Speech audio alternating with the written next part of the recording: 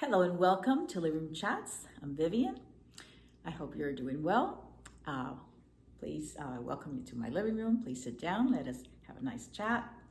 And we're going to have Twinings Chai French vanilla tea. So that's for you. And this is for me. I had filled my cup earlier, a couple minutes ago. So I'm just going to let it cool a little bit. So, while my tea is getting a little bit cool, I'm going to share with you about chapter 10.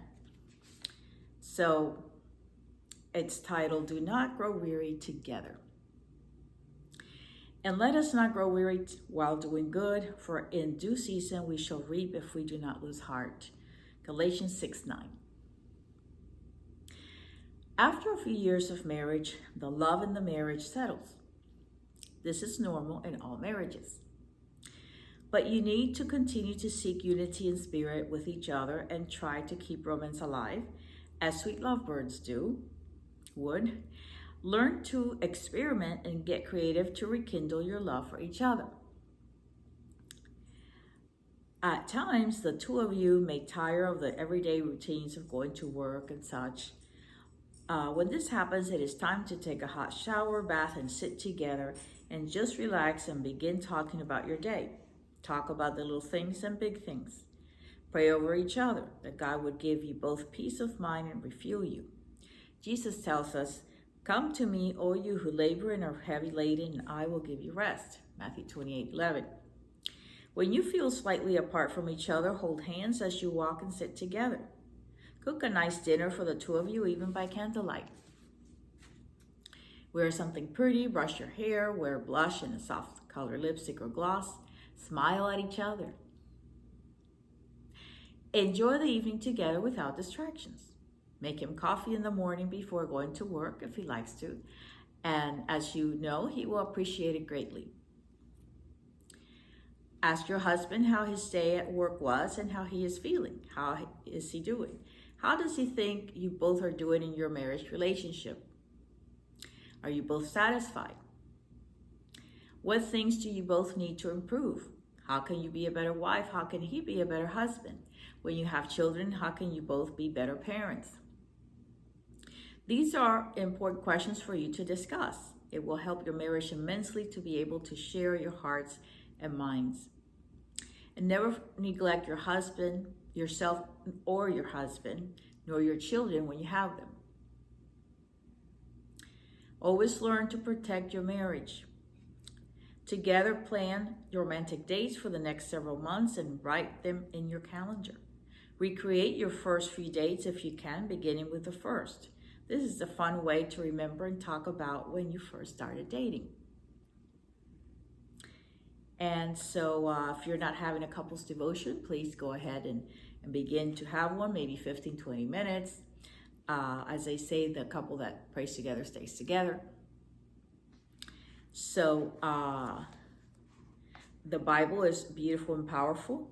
If one can open in prayer, the other one can close in prayer and read, a chapter together. And as Jesus said, it is written, man shall not live by bread alone, but every word of God. Luke 4:4. This means all of us need spiritual fulfillment, as worldly provisions are not enough. And so then I go on with how to deal with conflict in marriage, that you should not be afraid of it or ignore it.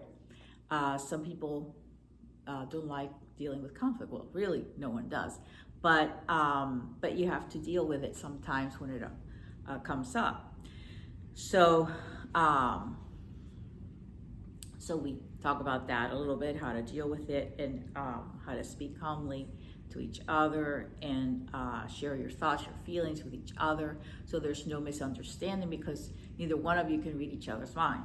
So it's always good to lay the cards on the table and share your thoughts in a respectful way, and how you feel about this and that. It could be anything and everything. So I go through that, and then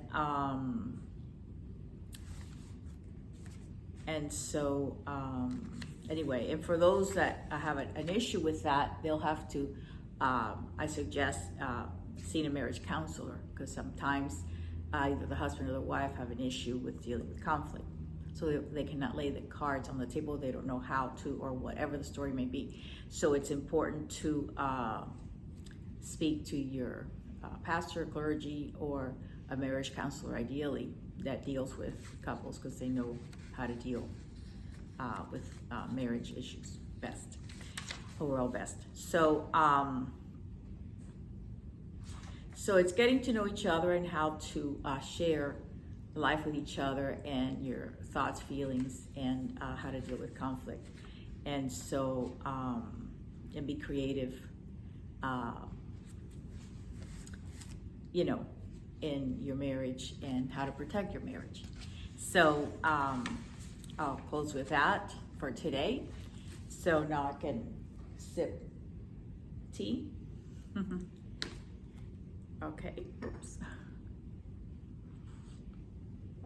Very good and rich. Excellent. I hope you like it too. So if you have any questions or comments, please let me know. Message me privately.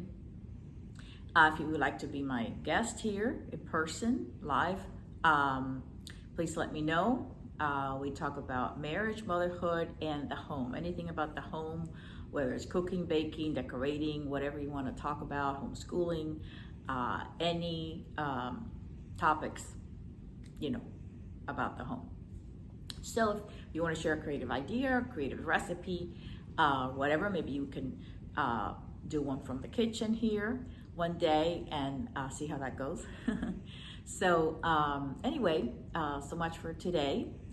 Pray it blesses you and encourages you wherever you may be today. God bless you.